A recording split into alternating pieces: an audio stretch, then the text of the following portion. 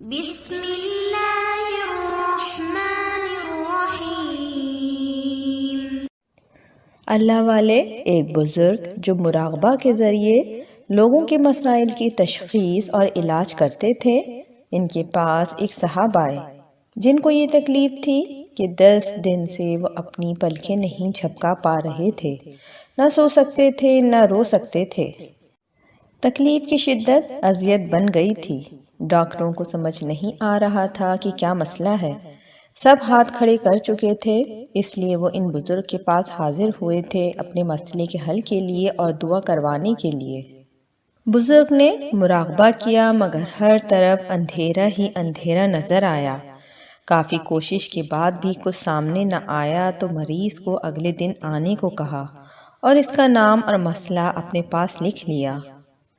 عصر کے بعد پھر ان صاحب کے مسئلے پر مراقبہ کیا، لیکن سوائے دھندلے اور نامکمل تصویری خاکوں کے کچھ سمجھ نہ آیا۔ ایسا کم ہی ہوتا تھا کہ کسی کے متعلق کوئی رہنمائی نہ ملے۔ ضرور کوئی خاص بات تھی۔ بزرگ ذکر و اذکار میں مصروف ہو گئے اور اللہ سے خصوصی دعا کی کہ معاملہ سلجھا دیں۔ عشاء کے بعد پھر مراقبے میں گئے تو دیکھا ایک طرف کچھ ہندو بیٹھے ہیں، دوسری طرف مسلمان۔ ان مسلمانوں میں وہ شخص بھی بیٹھا نظر آیا جو پلکیں نہیں جھپکا پا رہا تھا۔ مسلمان اور ہندو دونوں مذاہب کے لوگ اپنے اپنے طریقے سے روزہ افطار کرنے کے لیے بیٹھے تھے۔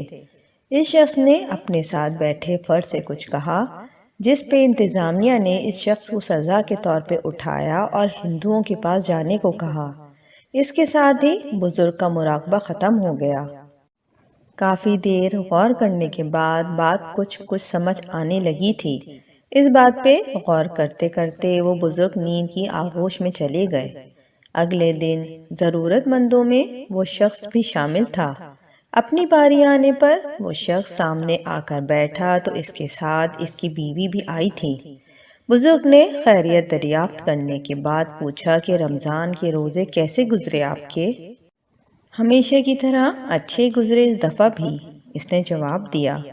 ہندوؤں کے روزوں کے بارے میں آپ کا کیا خیال ہے؟ میں کچھ سمجھا نہیں، اس نے حیرانی کا اظہار کیا، لیکن اس کی بیوی کی آنکھیں کسی خیال سے روشن ہو گئیں، شاید اسے بات کچھ سمجھ آ رہی تھی۔ وہ گویا ہوئی۔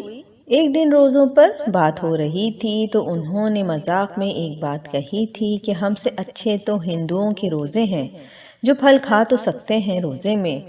بزرگ نے ایک شخص کی طرف دیکھا تو اس کا سر جھکا ہوا تھا۔ اسے اپنی غلطی کا احساس ہو گیا تھا۔ غلطی کا خیال آتے ہی اس کی آنکھوں سے آنسو جاری ہو گئے اور وہ اپنے رب سے گڑ گڑا کر معافی مانگنے لگا۔ کچھ دیر بعد اسے احساس ہوا کہ وہ اپنی پلکیں بھی جھپکا رہا ہے۔ بزرگ گویا ہوئے، دیکھو بیٹا، اکثر ہماری پکڑ ہماری زبان کی وجہ سے ہو جاتی ہے۔ مذاق میں کی گئی باتیں کب اللہ کی ناراضگی کا سبب بن جائیں ہم نہیں جانتے۔ ہماری ایسی ہی بے تکلفی میں کی گئی باتیں ہماری پکڑ کی وجہ بن جاتی ہیں۔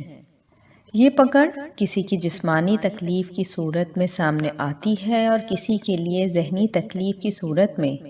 کسی کو دلی سکون حاصل نہیں تو کسی کی راتوں کی نیند غائب ہو جاتی ہے، کسی کی رزق سے برکت ختم ہو جاتی ہے تو کسی کے رشتوں میں اختلافات آ جاتے ہیں۔ اسلام کی ایک ایک بات اللہ کی مصلحت اور معرفت سے لبریز ہے، اور اللہ کا بنایا ہوا ہر اصول اور حکم کائنات کا بہترین عمل اور اصول ہے۔ ہم مذاق میں یا بے دہانی میں کچھ کہہ کے اللہ کے بنائے ہوئے اس اصول کی بے ادبی اور گستاخی کے مرتکب ہو جاتے ہیں۔ جیسے کسی کے لیے فجر کے لیے اٹھنا مشکل ہے تو سوچے سمجھے بغیر کہہ دیا کہ یہ فجر کی نماز ضروری تھی کیا؟ اسی طرح کے کچھ مزید جملے جو عام طور پہ ہمارے مسلمان بہن بھائی بول ڈالتے ہیں، جن سے ان کی پکڑ ہو جاتی ہے اور ان کو خبر بھی نہیں ہوتی۔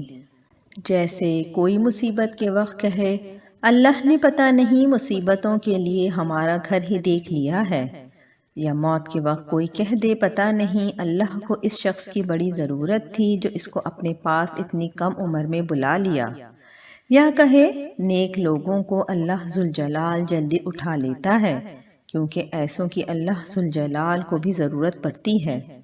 یا اللہ تعالیٰ تجھے بچوں پر بھی ترس نہیں آیا؟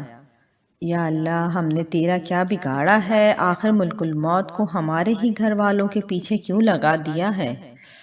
اکثر لوگ غلط طرح کے لطائف لکھ ڈالتے ہیں کہ آؤ ظہر کی نماز پڑھیں۔ دوسرے نے مذاق میں جواب دیا، یار آج تو چھٹی کا دن ہے، نماز کی بھی چھٹی ہے۔ کسی نے مذاق میں کہا، بس جی چاہتا ہے یہودی یا عیسائی یا قادیانی بن جاؤ، ویزا تو مل ہی جانا ہے نا۔ دوسرے نے کہا، صبح صبح دعا مانگ لیا کرو، اس وقت اللہ فارغ ہوتا ہے، اتنی نیکیاں نہ کرو کہ خدا کی جزا کم پڑ جائے۔ ایک نے کہا، یار ہو سکتا ہے آج بارش ہو جائے۔ دوسرے نے کہا، نہیں یار اللہ تو ہمیں بھول گیا ہے۔ نماز کی دعوت دینے پر کسی نے کہا، ہم نے کون سے گناہ کیے ہیں جن کو بخشوانے کے لیے نماز پڑھیں؟ ایک نے طبیعت پوچھی تو دوسرے نے مذاق کرتے ہوئے جواب دیا، نصر من اللہ و ٹھیک کہہ دیا۔ کہنے والے پر حکم کفر ہے کہ آیتوں تبدیل کرنے کی کوشش ہے۔ رحمان کے گھر شیطان اور شیطان کے گھر رحمان پیدا ہوتا ہے، مسلمان بن کے امتحان میں پڑ گیا ہوں، وغیرہ وغیرہ۔